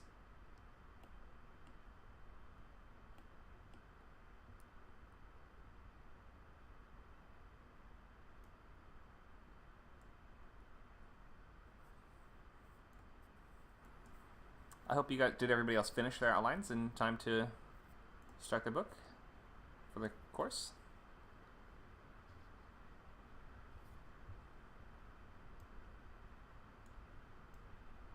You got 1 week. Yeah. Get to work. Luke says I'm still pre-writing for Moons and Chapter 9 for Among Dogs. Okay.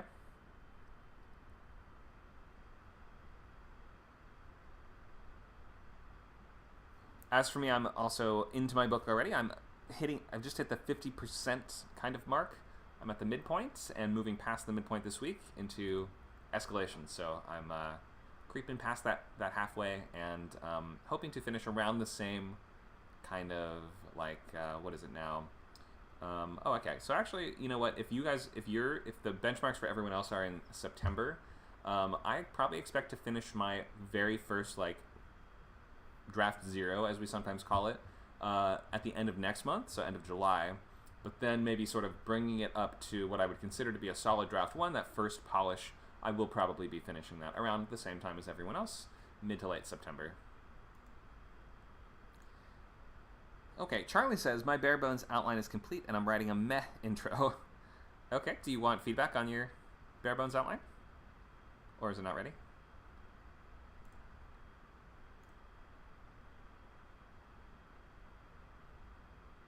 She says, sure, okay. Feel free to post and share. Hopefully also you have logline, title, genre, comps, all those things on there.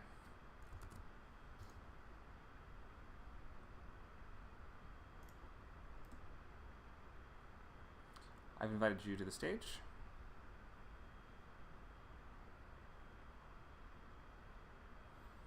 Luke mentions there's a great 1998 Squaresoft game called Parasite Eve that shares a lot of Relic's DNA. It would probably be the novel Parasite Eve that game is based off of that shares more. One of the early versions of novel to video game adaptation, which is very rare to see. Yeah, didn't Parasite Eve come way before Relic, like the novel? I think so. I think from the early 90s. The other big example of book to video game is The Witcher, of course, but that is like, it's just uncommon to see a book become a game before it becomes a movie or show.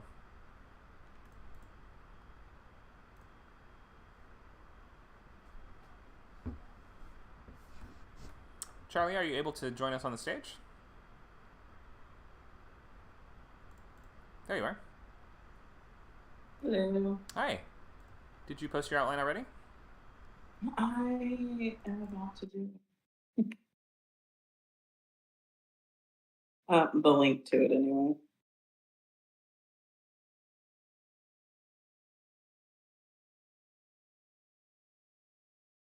Yeah, okay. Excuse me. So I am in the process of writing essentially a story. It's the concept that came to me, the kernel, which I think I talked about before, was a woman almost in like a Godfather style, right? Like in the backdrop, professionally in the world of like underground crime, and becomes an accountant for a gang, and they begin a lucrative like racketeering operation, which gets the attention of a larger mob gang, and that gang comes in to like take over the business, and so she has to figure out a way to like salvage her position in this criminal underworld and attempt to save herself and her gang from the hostile takeover, which typically doesn't end well. Okay. Can you read the logline? When an ambitious two-bit racketeering operation on a backwater attracts the interest of a dangerous crime family, a beautiful and cunning accountant must secure the future of her notorious ragtag gang at any cost before the hostile takeover ends more than just their criminal empire. All right. And when you say backwater, you mean a backwater planet? Planet. Okay. Yes. I would definitely put that in the title because otherwise it's not even clear that it's sci-fi. Okay. And just telling us it's this kind of planet immediately lets us know what world, what kind of story that we're in. So I would let us know in the logline that this is clearly sci-fi. When I think we're missing a couple, just a typo. When just the first couple words here feel like they're, isn't it like when an ambitious 2-bit racketeering operation? I think right. Okay. Yeah. When an ambitious 2-bit racketeering operation on a backwater planet attracts the interest of a dangerous crime family, a beautiful and cunning accountant must secure the future of her notorious ragtag gang at any cost before the hostile takeover ends more than just their criminal empire. Nice. Okay, so you've done some good improvements on this since the last time that we saw this. I think it actually is coming across pretty clearly. Can I ask why is it relevant that she's beautiful though? It isn't necessarily. I mean, she uses that as a smokescreen, essentially, but it's not essential to. Well, I mean, it is essential to her ruse. She's essentially playing a game of subterfuge, and she uses like her beauty and people's projection of what they want to think she is to get in close, basically, and undermine their position. So really, I think what you're getting at is that maybe she's like unassuming or something like that. You would not think that she's the one in power. Is that what you're getting at? Yes, definitely. Mm-hmm. Unassuming is probably a better term. That's because that's what you mean by beautiful in this case. Like because yes, it's a distraction. Okay. Yes, but she's not deliberate. Well, I guess you're saying she deliberately plays that up to look like I guess like the the secretary or something. I'm not sure exactly what the culture essentially, yeah, okay. Like the damsel in distress type thing. So far my idea is essentially that based on her interaction with the person, she's able to quickly tell like what they see her as, and she mirrors that for them. So if she needs to be the damsel in distress, if she needs to be like the quiet nerdy type. Like she's very much a chameleon character, and okay. it's revealed throughout the book. Like the more you see her interact with different people, the more you see like she doesn't really have a solid personality. I see. Okay, makes sense. So yeah, unassuming is almost certainly the word that you want then, because she's not, if she, especially if she's able to play the, you know, uncharismatic nerd whenever she needs, because we wouldn't expect Yes. nobody would expect an accountant to be beautiful for the most part. I would think. I know that's silly to say in a certain way, but like we Wait expect. till I tell the accounting group. Yeah. They're gonna be so upset to hear. Well, hey, we're writers. We're expected to be like, you know, we have a face that's perfect for publication or whatever, or radio, whatever it is. Yeah, a face that's perfect for radio. Yeah. Exactly. So nobody expects writers to be attractive either, but that's something your character can use, right? Like, so when she needs to, she can be the, you know, the distracting, sexy one. When she needs to, she can be the nerdy, quiet one who, you know, has no social skills. She's kind of like a manipulator. Exactly. Very much so. Got it. Okay, let's take a look at the outline.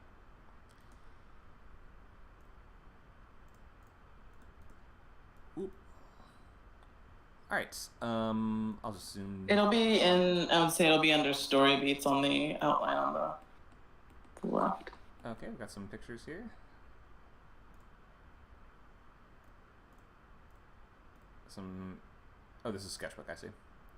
Yes, it is. Story beats here. It's my spaghetti book. Yeah. Okay, spaghetti book. So let me zoom out. Oh, this isn't exactly bare bones. I've seen much more bare bones outlines than this. This actually is a fair amount of info. Okay. Let's see. This is actually like 4 solid pages. Do you want to take us through it? In which case you can sort of highlight things that you want us to pay attention to or ask about specifically, or what would be the best way to get feedback on this for you? I don't know. I feel like I have a pretty solid idea of the beats and the direction. Like I have to service essentially like the gangster genre. And so I'm attempting to hit those beats. I do have a third act reveal, which is the stuff in the red. That maybe if you want to just take a look at those and see if I don't know how to best summarize what I'm attempting to do because it's a lot. Okay. Here's the best way, I think, to proceed. Here's my guess. So because you have a fair amount of writing here, more than bare bones in my mind, we have some meat and some potatoes on these. Well, you don't have potatoes on bones. What am I saying? There's a fair amount here. So because we only do have 12 minutes left, I would say feel free to, if you want to bring this to a lab, I would be glad to go over it with you. But just for the moment, why don't you just take us through to you say you have maybe a question or something you're worried about in the red, something that you aren't exactly sure what direction to take it. Do you think you might just be able to explain verbally and bring us up to speed on the dilemma you're having? Yeah, I don't want the reader to feel cheated, but essentially what I want to do narratively, it's first person present, and she's the unreliable narrator. And it isn't until Act 3 when the planning and the implementation of her strategy is like fomented.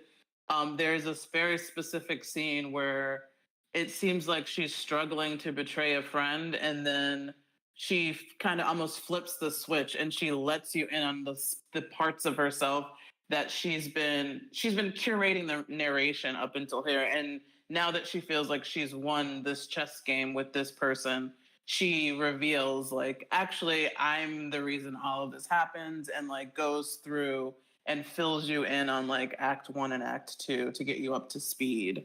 Okay. And I've heard like mixed reviews on whether or not that is satisfying for a reader. It can work. So why is she curating the story? Who is she telling the story to? To the reader. Like it's almost like a fourth wall break the entire time. Like she knows that you're there, right? And so she's telling you this story the way she wants you to hear it or interpret it, almost to like garner sympathy, right, from her position. And then when she feels like there's no one, including you, the reader, who can do anything about this now, she like lets you on the insight to like how brilliant she really is and how everybody fell for this, this subterfuge. But who does she think the reader is? I guess is my question. Like, you can have a character that's speaking to a reader that they believe to be someone that would actually find out about this information in their world. You could have, or for instance, if they're telling the story to somebody, a specific person, or to a specific audience, who does she think her audience is, I guess? I initially had an idea of her almost like telling her children, like revealing the truth to her children, but they're pretty small. And I also don't know that a mother would necessarily want to reveal that she's the bad guy. Why not? It could be for her children when they're old enough to know, though. Yeah, so I was going to say, though she has 20 years to cultivate this sympathy and to paint herself in a specific light for them. So maybe it works perfectly fine. So that definitely works if that is what you're going with and that's what you're sticking to for the entire book. The conceit of the book being she's telling the story to her, maybe to her future adult children when they're ready enough to know the truth. And you could even frame it that way, like, okay, we're to the point in the story where I know that you guys are 18 now, that sort of thing, so now you're old enough to know. The first part of the book, I may have left some stuff out. You see what I mean? Okay. But here's your trust fund and the truth. Okay. Yeah, that's kind of a fun way to play it. I think that makes a lot of sense too, because then there's actually a reason for her to withhold that information. She actually cares what the audience thinks of her in a more direct way. Whereas if it's just us, the reader, it's like, why would she even care what we think of her? We're not real to her. Like, we don't exist in the same universe as her. So she has no reason to conceal things from us. But if it's her own children, you might imagine she might be ashamed, embarrassed. She might think they're not ready. She might think that she doesn't want to look like a bad person to them. And you have just a much more specific way to play the withholding of that information, as opposed to just like you identify the problem that when you're in first person, there's no natural reason for your main character to not think about something that you would want to keep concealed from the audience. There's no reason for a character in their own head not to be thinking their thoughts that they would have. Like, I'm lying now. I'm tricking everyone. I'm actually not who I say I am. Like, you have to have an actual additional reason on top of that for why they would be curating or why they would be unreliable. And so leaving that record for the kids, I think that makes a lot of sense. And I would, if you maybe haven't built that out very much yet, I would lean into that more and make sure that that comes up all throughout the books, maybe even little asides to the kids here and there. At this point, kids, you're probably thinking this. It's like, what's it called? How I Met Your Mother. Okay. Isn't Minus the comedy elements, probably, yeah. That's fine. But isn't that the conceit of that show? Is that like, and now I'm going to tell you like the next step of How I Met Your Mother. Now at this point, you're probably thinking this, but don't worry, it wasn't like that. Like, doesn't it have that kind of like sitting around the fire telling a story to your kids kind of vibe? I believe so. I've never watched it, but I believe that's the case. You've never watched it. Okay. So the conceit of the show is, I'm going to tell you by the way, it's like many years of seasons and many anecdotes that don't seem to directly pertain to this is how you met the mother, but the expectation or the sort of rule, this is kind of interesting. It sort of evolves to the point where he's like, well, I'm not just going to tell you exactly step by step how I met your mother, but I'm going to tell you the story of how I became the right person to meet your mother. Does that make sense? So that kind of contextualizes a lot of the other anecdotes. It's like, here's a wacky adventure I had one time where I learned this. And because I learned that made me the right person to meet your mom eventually in the future. So it's obviously not how people really tell stories unless you are, I guess, a wacky grandparent or something like that goes on a ton of tangents that are not related to the story in the slightest. But that's how they justify that conceit and evolve that conceit as the show goes on. So you might recontextualize why. I would just use that as inspiration for thinking, how can you contextualize how your character is sharing this information? Who are they sharing it with? And what is their relationship to the audience? If they are speaking if they're breaking that wall, if they're speaking in that second person, you this, you that, I want you to know this, I don't want you to know that. Why is it that they feel that way? And having that direct emotional connection between them and the viewer or the audience, whoever that say that they purport to be speaking to, then that can really do a lot of that heavy lifting and justification for you. And it would make it all feel very earned and satisfying, I think, when we get to the eventual reveal of who she really is, as long as we had enough clues and little foreshadowing here and there. Yeah, I'm definitely laying breadcrumbs. Like, because of the personality that I've built up for her, I almost want her to be like vapid, right? Because she's manipulative. It's first person present, but when she talks about people, she's very third person, like emotionally distant. And that's like kind of one of the clues. And then there's like physical interactions and things. And, her mask slips, or her smile falls away as soon as no one's around. Like little things to kind of hint at the fact that she's not being earnest, even within the narration. I see. So, does that seem to address that question for you, though? The idea of speaking directly to the future kids. Yes, I needed a framing device. I have psychology, but that's probably the best framing device. So I definitely will implement that. Thank you. No problem. And yeah, I think you definitely already had the implication there. I think just bringing that out more and making that more central to the story, and using that as part of like the rules of the story, like that kind of tells us what we're allowed to do and what we're not allowed to do, and just it kind of justifies the way that she's telling it and kind of informs how she would lie, because she wants to lie in such a way that, well, I'm not sure her exact attitude towards the kids, but that paints a certain picture of herself for them, and wants them specifically to see her in a certain way. Right. Yes. Awesome. Thank you. No problem. Thanks for sharing this. And yeah, we'll be glad to do more with the outline if you want later. It's you have more than you think, though. I guess I would just say this is not incredibly bare bones. There's a fair amount of work here.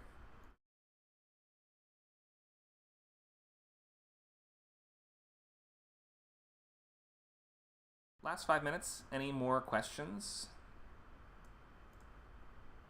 on anything we talked about? I have a quick one. Yeah, go ahead. Try to think of a cool chapter name for when she goes into the house is filled with books. I want a cool chapter name that's something to do with like books in every nook and cranny of the house. Like even when she goes into the toilet, there's books. Like there's books everywhere. If you've got any suggestions. What are your other chapter titles like? Do they have some kind of scheme to them, or how do they work? So it's things like the first one is The Haunting Who's. The third one is The Puka, because that's when we meet him. Some of them, I kind of do a mixture. So some are kind of just straight out saying what it is, and others add an element of fantastical. I mean, even The Puka is fantastical. Yeah. I like so you're doing kind of like Hardy Boys style or Nancy Drew style chapter titles, it sounds like. Yeah. Just because this is kind of a chapter where it's not one of the exciting moments, there isn't necessarily like a fantasy horror whatever hook for that chapter. I would maybe consider whatever's going on in there and think of how that can become its own hook. You said so it's an abundance of books. What's the fear of books? Libraphobia? Bibliophobia? Fear or hatred of books. That's an interesting title for a chapter. Maybe that's not middle grade. Or the bibliophile, it's the other opposite. He's Sure. a lover of books. Sure, yeah, exactly. What else? Any other suggestions? That's my suggestion. What is Charlie says, book nooks everywhere. Call it paper cuts. Think of the negative things that you get from an abundance of books. Yeah, I was thinking like maybe something along the library because, oh yeah, there you go. Look, madness in the home library. Like, I was thinking something library because library does sound boring to kids, so a home being a library is like the overstuffed library, the endless library, the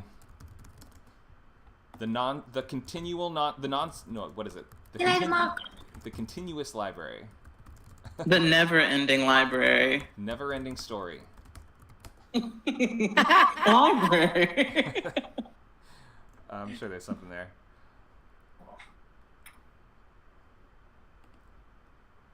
Feel free to leave your suggestions for us in the chats. Fear of I do kind of like the Go ahead. I do kind of like the bibliophile though. Yeah, and that could always that's when you have a funny word as a title in a children's book. That's often a good hook to say at some point in this chapter. You can keep reading to learn what that means. Yeah. The Lemony Snicket approach, of course. Yes. Which in this book means novel of books. And then sometimes he goes on a long tangent. He's like, it does not mean this and this and this. It certainly doesn't mean this. Yeah. Lemony Snicket's so good at playing around with words and language. Okay, we're at the end of our time for today. Thank you guys for joining this novel boot camp. We're going to be running for 90 days, so that's the next few months in the same time slot, 12 to 2, Saturdays on WordCamp. The next one's also a free public class, so we hope you guys join us for that one. And we will leave you with the list of all the upcoming events. here we go. Just announced there's some new ones on here, some old ones on here. There's some stuff we've never taught before, so hope to see you guys for at least some of these. We also have Fridays 6 to 8 p.m., new TV boot camp starting up, new feature boot camp, Sundays 11 to 1, and then Saturdays 12 to 2, novels. We'll see you guys soon at your next class. And if you're sticking with this one, start your first few pages, or at least finish that outline this week and start pages next week. All right, we'll see you next time, guys. Have a great rest.